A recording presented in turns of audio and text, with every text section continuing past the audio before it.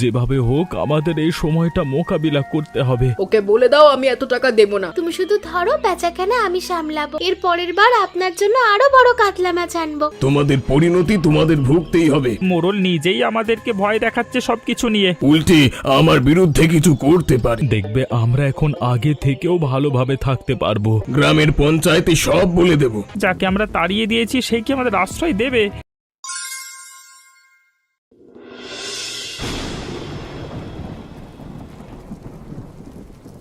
এই ঘরে থাকবো? দেয়ালে হাত দিলেই তো মাটি খসে পড়ছে, চালা দিয়ে জল আসছে, পাখির গায়ে জ্বর এসে যাবে এভাবে ভিজলে। জানি সরলা, জায়গাটা ভালো না, কিন্তু এখন আর কোথায় যাব বলো তো? আমাদের সে বাড়িটা তো মাসিমণি আর মেসোমশাই দখল করে নিয়েছে।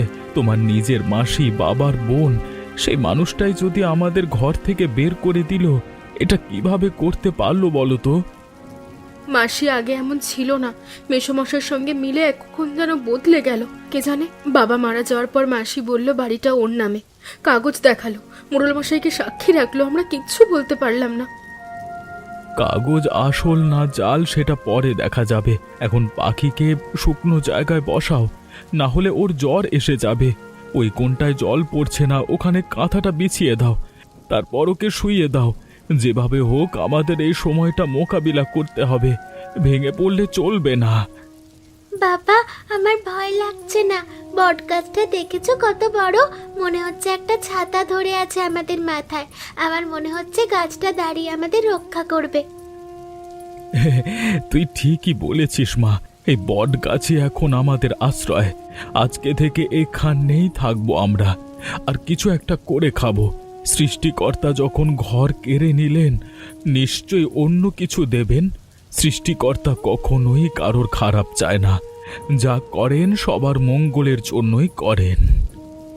তোমার এই ভরসাটাই আমাদের একমাত্র সম্বল। তুমি একদম ঠিক কথাই বলেছ। যেভাবেই হোক আমাদের এই সময় মোকাবিলা করতেই হবে। এখন থেকে যতই কষ্ট হোক এখানেই আমরা থাকবো। অনেক ভালো হবে। আমরা একটা গাছের নিচে ঘর করব। আমার তো খুব ভালো লাগছে।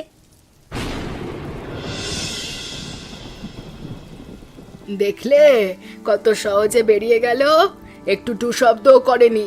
ভোলানাথ বেচারা একেবারে গু বেচারা বৌমাকে নিয়ে চুপচাপ বেরিয়ে গেল। এই বাড়িটা এখন আমাদের। দেখো কত বড় ঘর, কত বড় বড় ঘর। আমার দিদির সম্পত্তি আমারই হওয়া উচিত ছিল, আর কারণ নয়। ঠিক না বলো? তা ঠিকই বলেছ, কিন্তু মনি একটা কথা, মোড়ল জগন্নাথ তো সাহায্য করছিল কাগজটা বানাতে। উনি আমাদের অনেক সাহায্য করেছেন, তাকে যে টাকা দেওয়ার কথা ছিল সেটা দিতে হবে। টাকা? কত টাকা? আমি তো বলেছিলাম 10,000 দেব। এখন আবার কত চাইছে উনি? কি আর বলবো মনি, তখন তুমি 10,000 টাকার কথা বলেছিলে। কাজ হবার পর এখন উনি 30,000 টাকা চাইছে। বলছে এত ঝুঁকি নিয়েছে, সাক্ষী হয়ে দাঁড়িয়েছে, কত কষ্ট করেছে, তাই বেশি চাই। এখন কি করবো বলো তো? কি বলছো? এতগুলো? 30,000? ওই লোভী মানুষটা এত বেশি টাকা চাইছে। ওকে বলে দাও আমি এত টাকা দেব না। 10,000 দেওয়ার কথা ছিল, 10,000ই দেব। এর একটা টাকাও বেশি হবে না। কি বলছো এগুলো মনি? তাহলে ঝামেলা হয়ে যাবে। মোড়ল সহজ মানুষ না, রেগে গেলে সে নিজেই আমাদের বিরুদ্ধে দাঁড়াতে পারে। তখন আমরা কি করব বলো? যদি সবাইকে জানিয়ে দেয় যে আমরা নকল কাগজপত্র বানিয়েছি আর তোমার ভাইয়ের সম্পত্তি জব্দ করেছি, তাহলে অনেক বড় বিপদে পড়ে যাবো গো। ওই মোড়লের যা ইচ্ছা তাই করতে পারো, দাঁড়াক না। আমিও কম যাই না। এই বাড়ি এখন আমার দখলে। এই বাড়ি আমার থেকে কেউ নিতে পারবে না। অনেক সময় তোমার মুখে এত জোর দেখে মাঝে মাঝে ভয় লাগে। আশা করি শেষটা ভালো হবে, সবকিছু যেন মঙ্গলময় হয়। বাবা, তুমি চিন্তা করো না তো, যা হবে ভালোই হবে। এখন খেয়ে নাও, ঘুমিয়ে পড়ো। কাল মোড়লের সঙ্গে কথা বলবো। বাবা দেখো দেখো, এইগুলো কি? আরে এই পুকুরে কত মাছ বানের জলে ভেসে এসেছে। এত মাছ তো কখনো দেখিনি। খুব সুন্দর মাছ, তাই না? সত্যি সত্যি বন্যার জলে মাছ ভেসে এসেছে পুকুরে। সৃষ্টিকর্তা কি আমাদের পথ দেখাচ্ছে?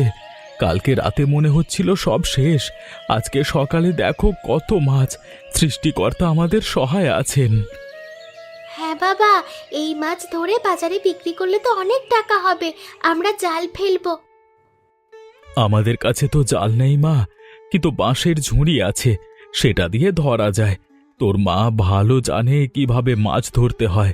সরলা, এদিকে এসো, দেখো কি হয়েছে। মা মা তাড়াতাড়ি এসো, দেখে যাও কত মাছ। পাখি, এই মাছগুলো তুই যদি বাজারে নিয়ে যেতে পারিস, আমি ধরেছি কম দামে বেচবো, লোকে তাহলে কিনবে রে। এই মাছ আমাদের নতুন শুরুর পথ হতে পারে। আমরা আবার নতুন করে সবকিছু শুরু করব। প্রতিদিন মাছ ধরে বিক্রি করব, তাতে আমাদের যা উপার্জন হয়ে যাবে তাতে সংসার চলে যাবে। আমি পারবো বাবা, তুমি দেখবে আমি ঠিক পারবো। আমি বাজারে যাব, তুমি শুধু ধরো, বেচাকেনা আমি সামলাবো। বেশ পাখি, তোর সাহসটাই আমার শক্তি মা।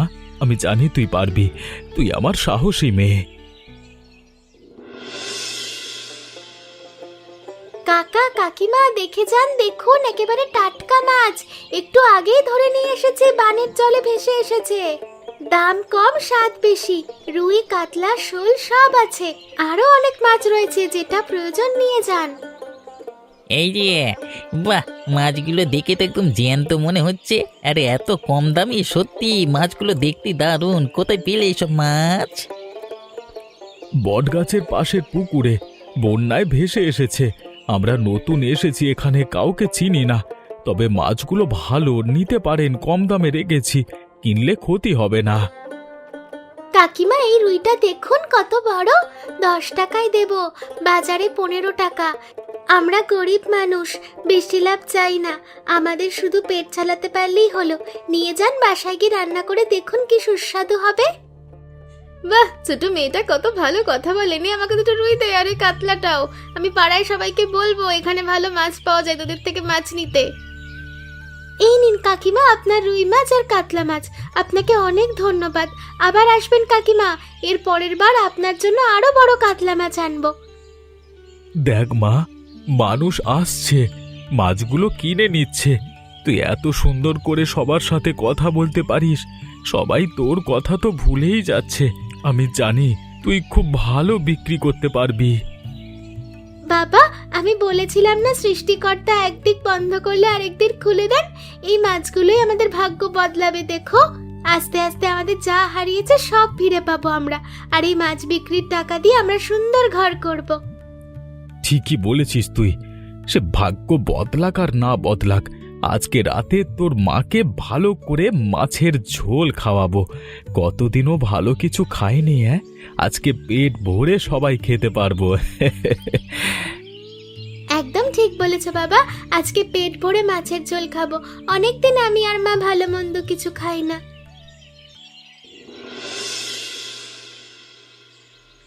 কি ব্যাপার, হঠাৎ এখানে?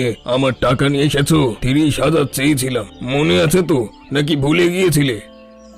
30,000? কিসে 30,000 টাকা? মোড়ল বাবু, কথা ছিল 10,000। আপনি হঠাৎ 3 গুণ চাইছেন কেন? এখন আপনি এত বেশি চাইছেন, এটা তো ভারী অন্যায়। আমরা তো আপনাকে বলেছিলাম সাক্ষী থাকতে, আপনি রাজি হয়েছিলেন, এর থেকে বেশি আর কি করেছেন? হ্যাঁ, রাজি হয়েছিলাম, কিন্তু ঝুঁকিটা বুঝিনি তখন। জাল কাগজে সাক্ষী হওয়া সহজ কাজ না। এটা যদি কেউ জানতে পারে, আমার নামে মামলা হবে, অনেক বড় ঝামেলা হতে পারে, আমার দায়িত্ব নিয়েও ফেলতে পারে। তাই আমি 30,000 চাই, এর 1 টাকাও কম হবে না, এই বলে রাখলাম আমি। মোড়ল বাবু, দোহাই আপনার, একটু কমান না? আমাদের হাতে এত টাকা নেই এখন। বাড়ি তো পেয়েছি, কিন্তু নগদ টাকা। নগদ না থাকলে সেটা তোমার সমস্যা। আমি শুধু তোমাদের 1 মাস সময় দিচ্ছি। 1 মাসের মধ্যে টাকা না দিতে পারলে আমি নিজেই সত্যিটা বলে দেব সবাইকে। তখন বাড়িও যাবে, সম্মানও যাবে। ও আচ্ছা, তাহলে আমাদের ব্ল্যাকমেল করছেন? এখন টাকা না পেয়ে আমাদেরকে ব্ল্যাকমেল করতে এসেছেন? এটা ব্ল্যাকমেল না, এটাকে ব্যবসা বলে। বুঝতে পেরেছো? তোমরা চেয়েছিলে, তাই আমি সাহায্য করেছিলাম।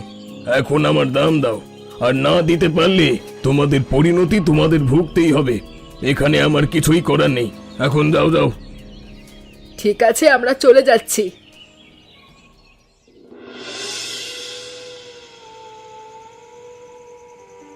দেখেছো, 30,000 টাকা চাইছেন। আমরা কোথায় পাবো এত টাকা? আর এই মোড়লের মুখ দেখেছো কিভাবে আমাদের সাথে কথা বলছে, যেন আমরা তার কেনা গোলাম। একবার শুধু সময় হোক, ওই মোড়লকে আমি উচিত শিক্ষা দেব। আমাদেরকে ব্ল্যাকমেল? ভোলানাথকে তাড়ালাম ঠিকই, এখন নিজেরাই ফাঁদে পড়লাম। আমি তো তোমাকে আগেই বলেছিলাম মোড়লকে বিশ্বাস করো না, সে টাকা ছাড়া কিচ্ছু বোঝে না। এখন দেখলে তো সঠিক সময় কিভাবে মুখ ঘুরিয়ে নিল। সব জায়গায় নিজের লাভের আশা করে, এখন টাকা না দিলে সে সত্যি সব ফাঁস করে দেবে। তখন আমাদের কি হবে? সেটাই তো, মোড়ল মশাই যদি সবকিছু ফাঁস করে দেয় তাহলে আমাদের জেল হয়ে যাবে, জাল কাগজ মিথ্যে সাক্ষী সব বেরিয়ে যাবে, আর ভোলানাথ ফিরে পাবে বাড়ি, আর পুলিশে আমাদেরকে ধরে নিয়ে যাবে। তাহলে কি করব? মোড়লকে 30,000 টাকা দেবো নাকি পালাবো? কি বলছো এগুলো? পালানো এত সহজ না, কিন্তু এই মোড়লকে জব্দ করতে হবে কোনোভাবে, তাকে ভয় দেখাতে হবে। সে যদি ভয় পায় তাহলে টাকা চাইবে না, মুখও খুলবে না, বুঝতে পেরেছো? এটা তো বুঝলাম, কিন্তু ভয়? মোড়লকে ভয় দেখাবে কি করে? মোড়ল নিজেই আমাদেরকে ভয় দেখাচ্ছে সব কিছু নিয়ে, আমাদের দুর্বলতা নিয়ে। আমরা কিভাবে ওকে ভয় দেখাবো? আমাকে একটু ভাবতে দাও। হ্যাঁ ভাবছি, ওই বট গাছের কাছে নাকি ভূত আছে বলে লোকেরা বিশ্বাস করে। যদি মোড়লকে সেখানে নিয়ে গিয়ে ভূতের ভয় দেখানো হয় তাহলে কেমন হবে? উনি কি এটা বিশ্বাস করবে? সত্যি করে ফেলবে নাকি? হ্যাঁ, বিশ্বাস করবে না মানে? করতেই হবে, আর ওনাকে ভয় দেখাতেই হবে, নইলে আমাদের সর্বনাশ ঘনিয়ে আসবে, আর আমাদের এতদিনের স্বপ্ন, এই বড় বাড়ি, সব কিছু আবার ভোলানাথের হয়ে যাবে। বিশু, ওই মনি আর তার বর টাকা দিচ্ছে না। সময় দিয়েছি 1 মাস, কিন্তু মনে হচ্ছে ওরা দেবে না, উল্টে আমার বিরুদ্ধে কিছু করতে পারে। তাহলে মোড়লবাবু আগে থেকে ব্যবস্থা নেই, ওদের বাড়ি থেকে তাড়িয়ে দিই। হ্যাঁ, আমাদের লোক আছে, রাতে গিয়ে ভয় দেখালেই পালাবে। করবো নাকি? ভয় দেখানো সহজ, কিন্তু ওই মনি সাধারণ মেয়ে না, খুবই চালাক একটি মেয়ে, কথাই পুটু। যদি সে পুলিশের কাছে যায় আর আমার নামে সকল জালিয়াতি বলে দেয়, তখন কি হবে? আরে কি যে বলেন না মোড়ল মশাই, ওদেরকে এত সাহস আছে নাকি? ওরা পুলিশে যাবে কি করে? হ্যাঁ, তারা নিজেও তো দোষী, জাল কাগজ তো সেই বানিয়েছে। পুলিশের কাছে ওরা কিচ্ছু বলতে গেলে ওরা নিজেরাই তো ধরা খাবে, এটা আর কখনোই করবে না। সেটা তুই একদম ঠিকই বলেছিস। তাহলে ওদের আর একটু চাপ দি, ওদের বাড়িতে গিয়ে একটু হুমকি দিয়ে আসি, তাহলে হয়তো সুরসুর করে টাকাগুলো দিয়ে দেবে। ওদের বলে দেব, টাকা না দিলে গ্রামে থাকতে দেব না। ঠিক বলেছেন। শুনলাম ভোলানাথ সে এখনো তো বটগাছের কাছে থাকছে, ওকে নিয়ে চিন্তা। আরে না না, এই ভোলানাথকে নিয়ে চিন্তা নেই, গরিব মানুষ, কিছু করতে পারবে না। আগে মনির ব্যাপারটা সামলাই, তারপর এক এক করে সবাইকে দেখে নেব। হ্যাঁ মোড়ল মশাই, আপনি যা ভালো বোঝেন। দেখো ঘরটা কেমন সুন্দর হয়ে যাচ্ছে, দেয়ালে মাটি লেপেছি, চালায় খড় দিয়েছো, এখন আর জল পড়ার ভয়ই নেই, আর জলও পড়ছে না। আর পাখি প্রতিদিন মাছ বেছে টাকা আনছে। কিছুদিন আগে তো ভাবতেই পারিনি এত সুন্দর হবে, আশা তো একেবারে ছেড়েই দিয়েছিলাম, কিন্তু সৃষ্টিকর্তা আমাদের সহায় আছেন। বটগাছটাই আমাদের আশীর্বাদ সরলা। এই গাছের ছায়ায় ঘর, পাশে পুকুর, মাছ ভেসে আসছে বন্যায়। সৃষ্টিকর্তা হয়তো চেয়েছিলেন আমরাই এখানে আসি, তাই আমাদের সাথে এত কিছু হয়েছে। দেখবে আমরা এখন আগে থেকেও ভালোভাবে থাকতে পারবো। কিন্তু এত কিছু পেয়েও মনটা কেমন দুঃখী থাকে। আমাদের সেই বাড়ি, বাবার বাড়ি, সেটা এখন মাসির দখলে। কি করে যে মাসি এমন করলেন এখনো বিশ্বাস হয় না। কিভাবে উনি আমাদের সাথে বিশ্বাসঘাতকতা করলেন? রক্তের সম্পর্কে টান থাকে, কিন্তু লোভ সেই টান ছিঁড়ে ফেলে। তোমার মাসি লোভে পড়ে ভুল করেছেন, কিন্তু আমরা এখন ভালো আছি। এই ছোট ঘরে, এই বটগাছের নিচে যা আছে তাতেই সুখ। আগের পুরনো সবকিছু ভুলে যাও সরলা, ওসব মনে করে আর লাভ নেই। তুমি বড় ভালো মানুষ গো, কিন্তু আমি তোমার মতো এত সহজে কাউকে ক্ষমা করতে পারি না। আমি কখনো ওদের ক্ষমা করব না যে আমার বাবার বাড়ি আমার কাছ থেকে কেড়ে নিয়েছে। ক্ষমা করা সহজ না ঠিকই, কিন্তু রাগ ধরে রেখে জীবন কাটানো আরও কঠিন। চলো আজকে পাখির জন্য ভালো মাছের ঝোল রাঁধো। মেয়েটা সারা দিন বাজারে ঘুরে একটু ভালো খেতে চায়। হ্যাঁ ঠিকই বলেছ, চলো।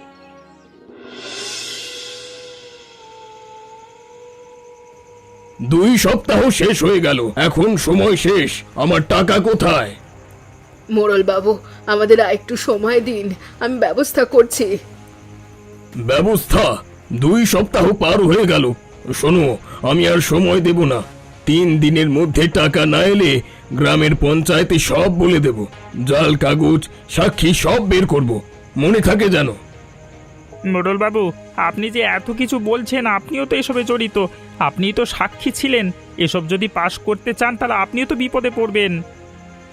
আমি বলবো আমাকে জোর করে সাক্ষী বানানো হয়েছে। কে বিশ্বাস করবে তোমাদের কথা? আমি এই গ্রামের মোড়ল, আমার কথাই আইন। আপনি আমাদের শেষ করে দেবেন? শেষ করে দেওয়া আমার কাজ না, তোমরাই নিজেরা ডুবেছো। আমি শুধু হাত ছেড়ে দিচ্ছি। 3 দিনের মধ্যে টাকা জোগাড় করো, না হলে কপালে দুঃখ আছে। এখন কি হবে গো? উনি যে মাত্র 3 দিন সময় দিল, এই কোনো কিছুতেই ভয় পাচ্ছে না। দাঁড়াও দাঁড়াও, দেখছি কি করা যায়।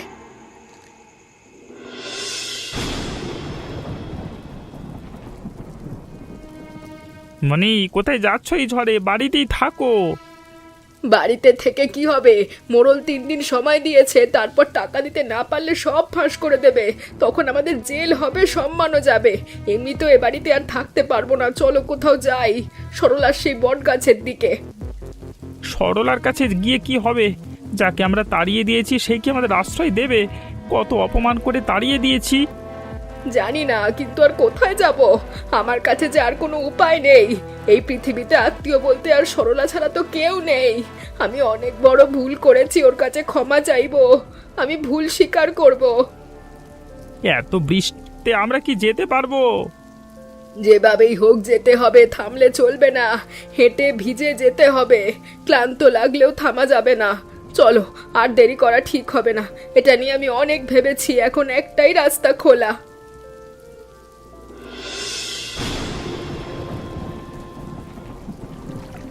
বাবা, দেখো কে আসছে ওদিক থেকে।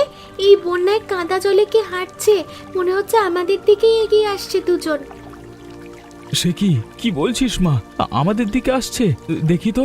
মাসিমণি আর মেসো মশাই এই ঝড়ে এখানে কেন? কি করতে আসছে ওনারা এখানে এতদিন পর? এটা কি সেই মাসি বাবা, যে মাসি আমাদের ঘর থেকে তাড়িয়ে দিয়েছিল, মার ঘর কেড়ে নিয়েছিল? আমরা কেন আমাদের কাছে আসছে? ওদেরকে কিন্তু একটু জায়গা দেবে না।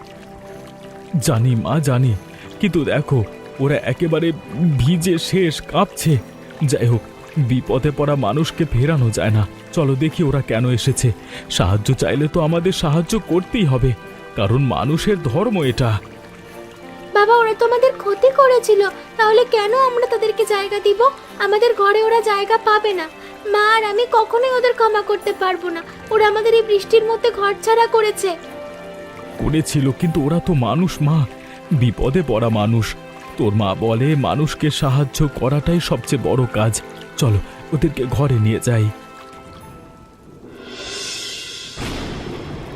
সরলা, আমার মুখ দেখানোর যোগ্য নেই। তোদের ঘর কেড়ে নিয়েছি, তাড়িয়ে দিয়েছি, জাল কাগজ বানিয়ে মোড়লকে সাক্ষী বানিয়ে সব করেছি।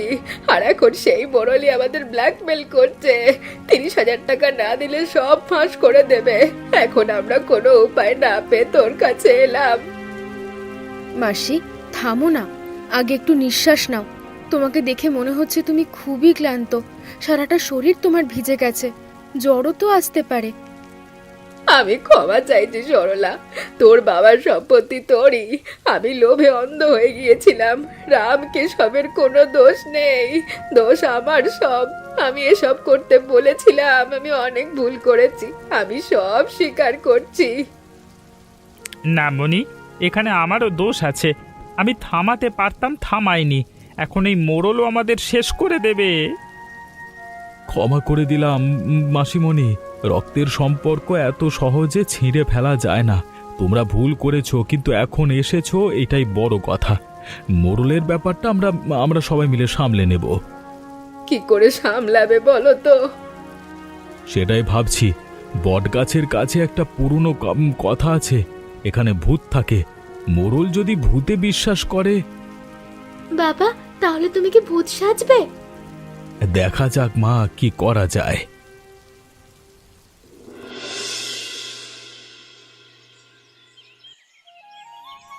মা, এই মাছের ঝোল কত সুন্দর হয়েছে।